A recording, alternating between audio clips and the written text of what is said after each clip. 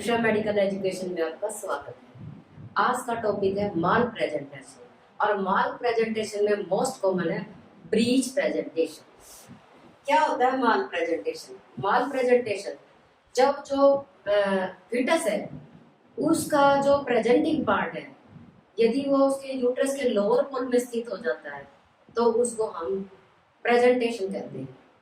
माल presentation में क्या होता है, ये सिफेलिक प्रेजेंटेशन कहलाती है जो लोअर पोल में हेड होगा।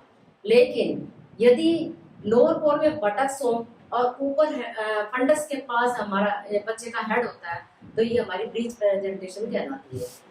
अब माल प्रेजेंटेशन में कितने टाइप हैं? फेस से हो सकता है, फेस का डायमीटर आ जाएगा, प्रो प्रेजेंटेशन का डायमीटर आ जाएगा, शोल्डर प्रेजेंटेशन हो सकती है, ब्रीच मोस्ट कॉमन है। ऑक्सीपिटल पोस्टीरियर पोजीशन कौन सी होती है? माँ से बच्चे की कमर का मिलना, तो बच्चा सरक नहीं पाएगा, वहां से नॉर्मल डिलीवरी नहीं हो सकती। कंपाउंड कंपाउंड प्रेजेंटेशन कौन सी होती है? जिसमें एक आर्म, एक लेग या फुट बाहर निकल जाए, वो कंपाउंड में आती है। अनस्टेबल लाइन, यूट्रस हमारा लॉन्गिट्यूडिनल होता है, ब्रीच में वर्टेक्स में बच्चा भी जो प्रेजेंटेशन उसकी लॉन्गिट्यूडिनल होती है, लेकिन जो उसकी पोजीशन है वो चेंज हो जाती है।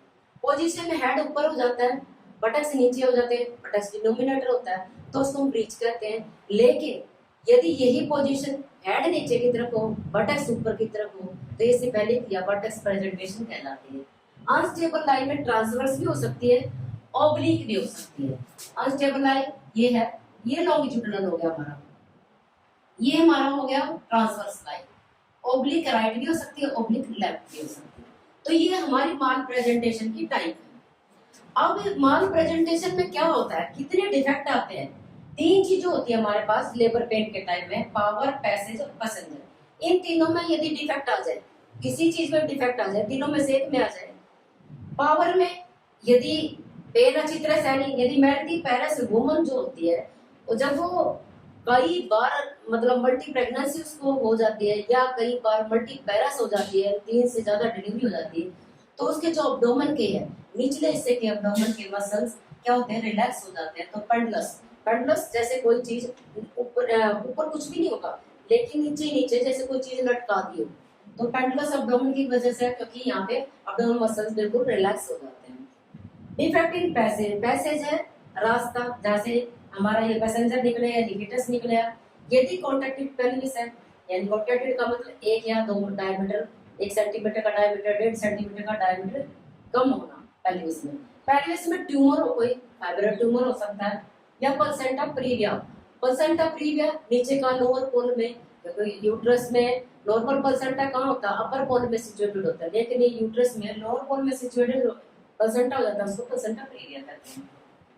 डिफेक्ट इन पैसेंजर, यानी जो यूट्रस आ रहा है उसमें कोई डिफेक्ट हो, जैसे पॉलीहाइड्रोमिनास क्या? अमनोटिक फ्लूइड का नॉर्मल से ज्यादा होना। वो क्या करेगा, स्विमिंग पूल का कार्य करेगा, कुशन से बचाएगा, जग से बचाएगा।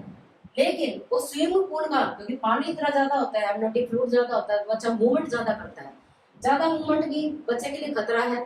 ओलिगोहाइड्रोमिनास है, वो कम अमनोटिक फ्लूइड होता है, नॉर्मल से कम, तो वो भी बच्चे को स्पेस नहीं दे पाएगा। इसमें स्पेस ज्यादा हो, बच्चा स्टेबल ही नहीं हो पाएगा, जितनी ज्यादा किकिंग करेगा इधर से उधर घूमता रहेगा और जो अम्बिलिकल कॉर्ड को अपने अंदर लपेट लेगा, और क्या होगा, उससे अम्बिलिकल कॉर्ड प्रेस हो जाएगी और बच्चे की डेथ भी हो सकती है। मल्टी प्रेगनेंसी 2 या 3 यानी ट्विंस या ट्रिपलेट प्रेगनेंसी हो तो भी एक वर्टेक्स हो सकता है, दूसरा कैसा हो सकता है, ब्रीच हो सकता है। आईयूडी, इंट्रायूटेराइन फीटल डेथ हो जाए तो भी ये कारण है माल प्रेजेंटेशन के। अब हम मोस्ट कॉमन हमारा ब्रीच प्रेजेंटेशन के बारे में बताते हैं क्या होता है। ब्रीच प्रेजेंटेशन में क्या होता है, ये ब्रीच प्रेजेंटेशन जैसे हमें पता लगा ब्रीच है, ब्रीच का मतलब हेड ऊपर की तरफ है। जब हम फंडस एग्जामिनेशन करेंगे तो हार्ड मास सा महसूस होगा और ग्लोबुलर एक गोला सा महसूस होगा, और साथ साथ में क्या होगा, जो हम ऊपर से फंडस को दबाएंगे नीचे की तरफ, ब्लोटमेंट महसूस होगी। ब्लोटमेंट का मतलब बच्चा नीचे खिसकेगा, जैसे ही फंडस का पार्ट हमने छोड़ा, थोड़ा सा प्रेस किया था तो बच्चा उछल के ऊपर की तरफ आ जाएगा, तो ये ब्लोटमेंट होती है। इसका मतलब ब्रीच प्रेजेंटेशन है। ब्रीच प्रेजेंटेशन में गाय भी लॉन्गिट्यूडिनल होती है क्योंकि यूट्रस भी लॉन्गिट्यूडिनल यानी लंबवत, और प्रेजेंटिंग पार्ट है वर्टेक्स होता है, लेकिन सिफेलिक्स में प्रेजेंटिंग पार्ट हेड होता है। मोस्ट कॉमन क्या होता है ब्रीच में? पोर्ट प्रोलैप्स के चांस होते हैं। क्यों? क्योंकि नियर टू स्टेशन होते हैं।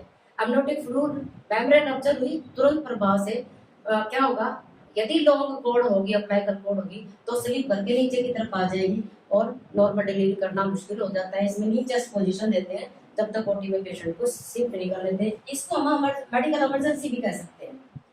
और आपको ये पता है जब नॉर्मल डिलीवरी होती है ग्रेविटल फोर्स के कारण होती है।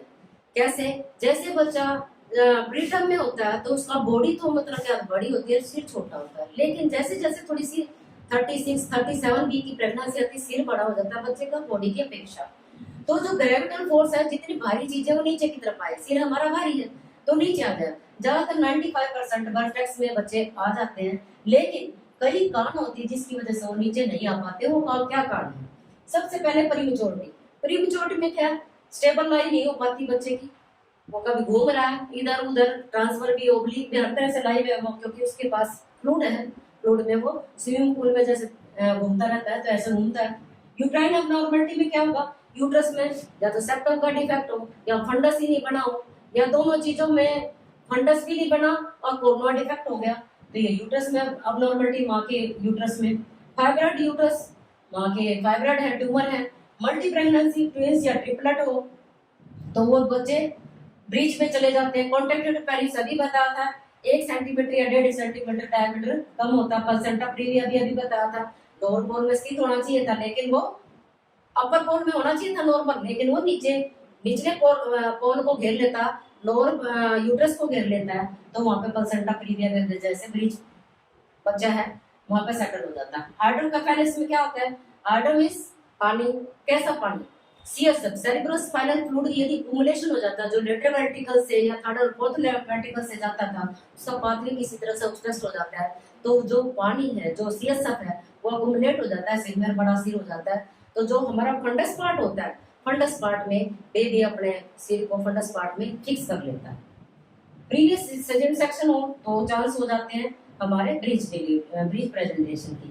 ओलिगो और पॉलीहाइड्रोमिनास अभी बताया था, यदि हमारा नॉर्मल से कम है, 300 ml से कम अमनोटिक फ्लूइड है, तो इसको हम ओलिगो कहेंगे। उसमें बच्चा मूव नहीं कर पाता अच्छी तरह से, जहाँ फिक्स है वही फिक्स रह जाएगा। और पॉलीहाइड्रोमिनास में पानी एक्सेसिव होता है, यानी अमनोटिक फ्लूइड एक्सेसिव होता है, जिसमें वो फ्लोट करता रहता है और किकिंग मूवमेंट करता रहता है। किकिंग मूवमेंट ज्यादा करना और कम करना भी गलत है। यदि ज्यादा मूवमेंट करता है तो वो अम्बिलिकल कॉर्ड के लपेटे देके और अम्बिलिकल कॉर्ड को प्रेस कर सकता है।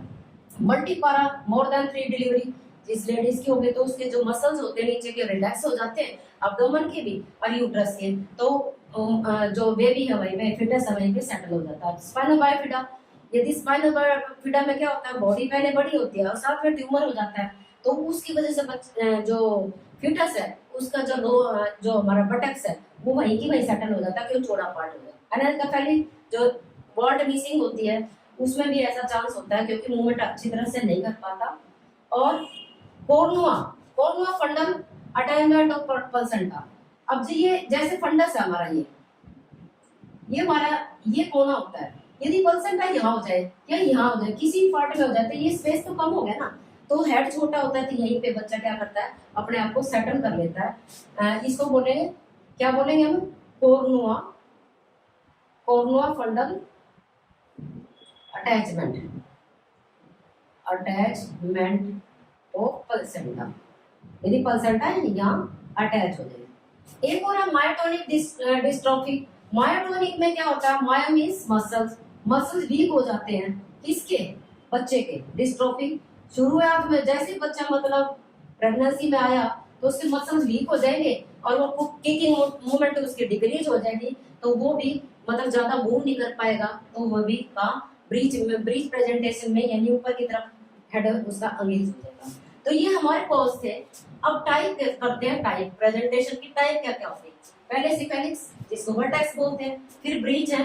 सिफेलिक्स ज्यादातर 95% वर्टेक्स के होते हैं। वर्टेक्स मींस हेड नीचे, यूट्रस के लोअर बोन में। प्रो प्रेजेंटेशन आ सकती है, ये भी माल प्रेजेंटेशन है, फेस प्रेजेंटेशन आ सकती है, ये भी माल प्रेजेंटेशन। लेकिन वर्टेक्स में जो एंटीरियर है, एंटीरियर ऑक्सीपिट है, उसकी नॉर्मल डिलीवरी होती है ऑक्सीपिट की, लेकिन पोस्टीरियर की ऑक्सीपिट की नहीं, वो सजीव से होगी। एंटीरियर की डिलीवरी 95% एंटीरियर ही होते हैं आरओए एलओए में, तो 95% नॉर्मल डिलीवरी हो जाती है। बरोबर फेस की नॉर्मल डिलीवरी कई बार नहीं हो पाती क्योंकि डायमीटर बड़ा हो जाता है। अब ब्रीच ये 95% है।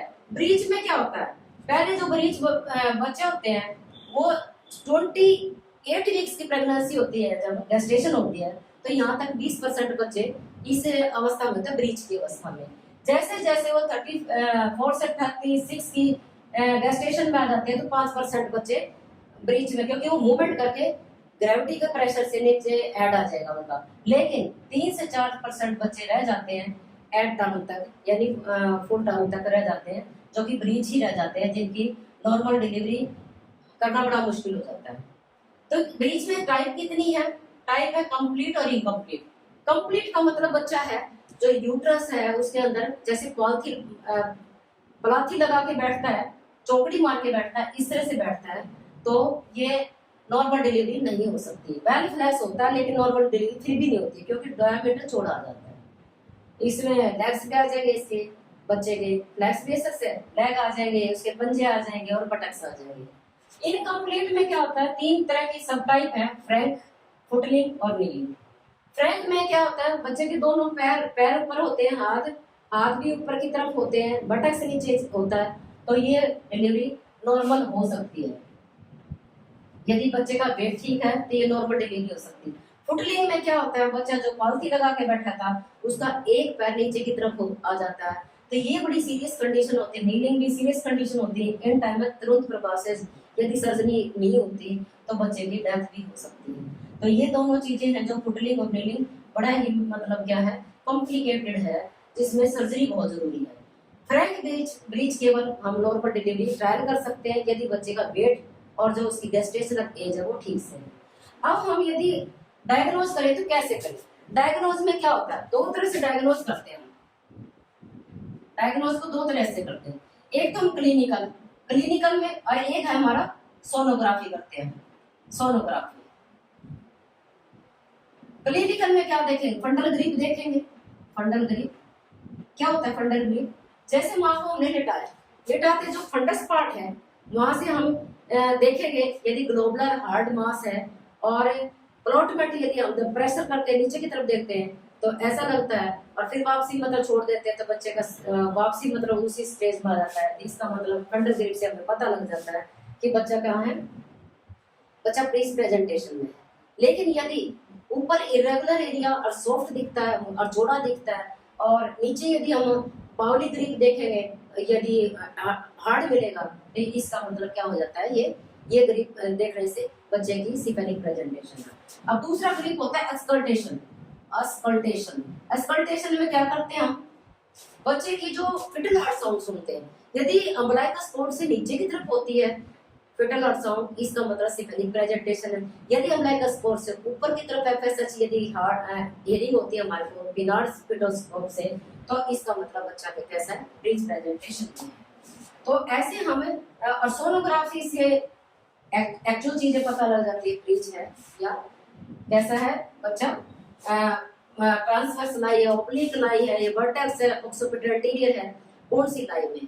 तो हमारा ब्रीच प्रेजेंटेशन को इस तरह से देख सकते हैं, डायग्नोज भी कर सकते हैं। और हम डिलीवरी के लिए ये केवल फ्रैंक ब्रीच को छोड़ के नॉर्मल डिलीवरी इसमें कर सकते हैं, लेकिन इसमें भी काफी चीजें, बच्चे का वेट और गेस्टेशनल एज का खासतौर पर ध्यान रखा जाता है, क्योंकि यदि हम नॉर्मल डिलीवरी करते हैं इसमें बहुत ज्यादा चांस होते हैं हेड को स्ट्रक करने की। बच्चे की बॉडी तो निकल जाती है किसी तरह से, लेकिन बच्चे का जो सिर है स्ट्रक कर जाता है, हेड स्ट्रक कर जाता है, तो उसमें हम कई बार फोर्सेस भी लगाने पड़ते हैं। यदि ऐसी कोई कंडीशन आती है तो माँ को और बच्चे को नुकसान हो। माँ को क्या नुकसान होगा, यदि फोर्सेस लगा कहीं से इंजर्ड हो सकती है माँ, ब्लीडिंग हो सकती है माँ को। और बच्चे को क्या नुकसान, यदि हेड में लगाया तो क्या होगा उसको, उसकी मतलब क्या है, जो सिफेलिक है उसमें हेमरेज हीमोटोमा हो सकता है, उसको इंजरी हो सकती है। आर्क पाल्सी और ब्रेकिल प्लेक्सिस है, यानी नर्व 5वीं 6वीं 7वीं नर्व होती है, वो प्रेशर में आ जाएगी तो वो अर्भपाल से कुलम के फांसी हो सकती है।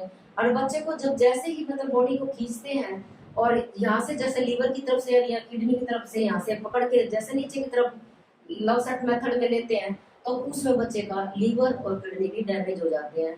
तो कई प्रॉब्लम होती है जिससे ब्रीच डिलीवरी हमारे को नॉर्मल करना बड़ा मुश्किल हो जाते हैं, क्योंकि आजकल एक दो बच्चे सभी के पास होते हैं तो नेचुरल है बच्चे को बचाने के लिए पूरी उम्मीद होती है। तो हमारी डॉक्टर की कोशिश ये होती है, ब्रीच में हम यही सकते हैं ट्राई ले लेते, लेकिन नहीं ऐसी स्थिति में बच्चे को बहुत ज्यादा इंजरी हो जाती है, उसके सिर की भी इंजरी होती है, काफी चीजें नर्व डैमेज हो जाती है, किडनी लीवर डैमेज हो जाते हैं उसके।